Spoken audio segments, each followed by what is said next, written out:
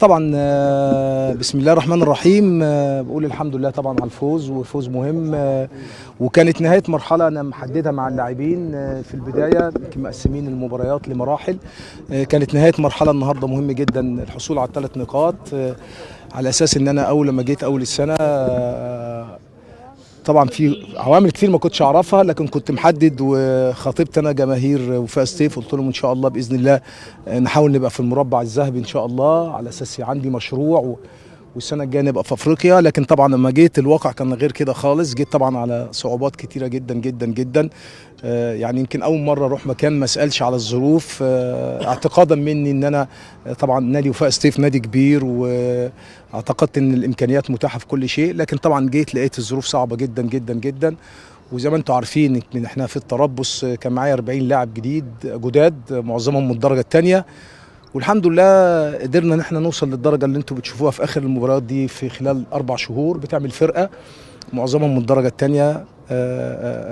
اصبح دلوقتي اعتقد ان عندنا فريق تبني عليه، لكن طبعا ما فيش قدرات انك تبني خالص يعني. فزي ما انا قلت، وطبعا بوجه رساله بشكل عام لجماهير الجزائر، لان فعلا انا سعيد جدا بالفتره اللي انا قضيتها في الجزائر، معامله الناس، الشعب. في نفس الوقت بقول يعني رساله خاصه لجماهير وفاء سطيف، ارجو ان انتم تتقبلوا الظروف، لان دي اخر مباراه ليا طبعا زي ما انا قلت قبل كده في المؤتمر، لان انا جيت على مشروع، واعتقد ان الامكانيات غير متاحه ان يبقى في مشروع او نقدر نحقق حاجه. فطبعا انا بعتذر، ودي اخر مباراه ليا ان شاء الله. تغادر الجزائر يعني ان شاء الله، يعني خلال اسبوع ان شاء الله بغادر الجزائر ان شاء الله. هل كان في محاوله من الاداره ربما لا، ما اعرفش. انا اتكلمت كتير مع الاداره، و مفيش جديد في اي حاجه، بل بالعكس ساعات بيبقى فيه طبعا برضو عدم اتصال لشرح الظروف طبعا، وانا ما اتعودش على كده، حتى شرح الظروف ما بيتمش طبعا. فده طبعا انا مش هتقبله يعني. الظروف صعبه جدا، انا جيت على المشروع دوت على اساس ان انا اقدر احقق حاجه.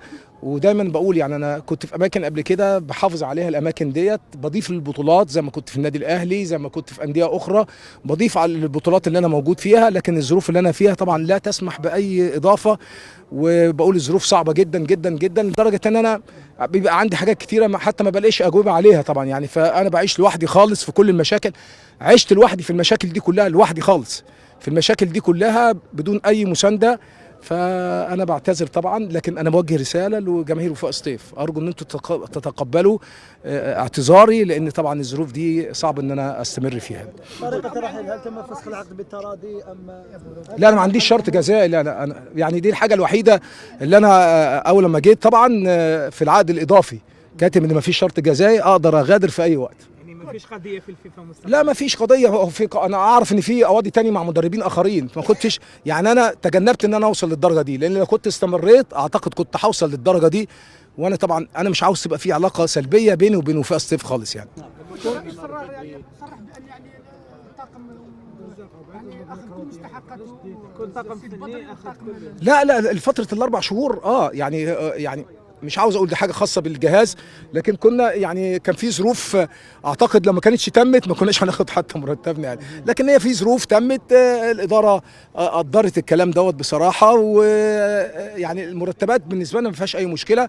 ال4 شهور اللي احنا قعدناهم اللي هم بينتهوا اليوم يعني تقاضينا راتبنا يعني. سيد حسام بدري، حديث ربما اليوم نهايه مشوارك مع وفاء سطيف، كان في حديث ربما عن تلقيك ربما عرض من هنا من الجزائر تدريب نادي الجزائر. لا، هو في الحقيقه انا من عادتي ان انا طبعا ما برتبطش باي نادي وانا موجود، بحترم النادي. لكن في كلام كتير من وكلاء يعني، ما فيش من انديه، لان انا يعني مش هينفع اتكلم مع نادي. لكن اعتقد ان في انديه بتوصل عن طريق الوكلاء، في وكلاء كتير يكلموني. لكن طبعا كان كل المواضيع مقفوله على اساس ان انا طبعا بحترم ان انا اما ابقى موجود، اما ابقى مش موجود مع وفاء السيف اقدر اتكلم لو في انديه هتتكلم معايا. لكن طول ما انا موجود في نادي بحترم النادي يعني. في امكانيه تدريب في الجزائر مره اخرى؟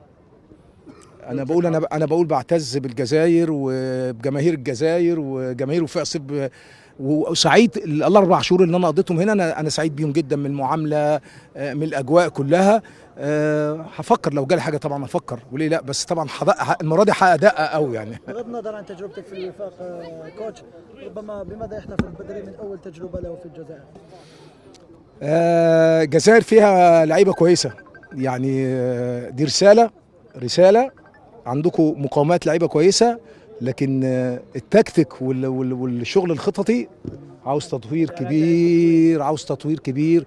ودي نصيحه انا بقولها، يعني يجب ان الاتحاد الجزائري هو اللي يهتم بيها، لان برضو في بعض الاوقات بسمع قنوات بيبقى في تحيز شويه لبعض الانديه، فتلاقي مثلا ضد وفاء سطيف، ضد حسام البدري شويه. لا، ارجو الناس تتجنب الكلام دوت. ناقشوا قضايا مهمه، عندكم خامات لعيبه كويسه قوي، لكن في مشكله كبيره جدا جدا جدا في النواحي التكتيكيه والخططيه. الجزائر عاوزه تطوير كبير جدا. طبعا لعيبه المنتخب بيتمرنوا بره معظمهم وعندهم الامكانيات، والجزائر عندها منتخب عظيم يعني، لكن انا بتكلم عن المسابقه المحليه عاوزه تطوير كبير جدا في النواحي التكتيكيه والخططيه يعني. بشكركم، تحياتي.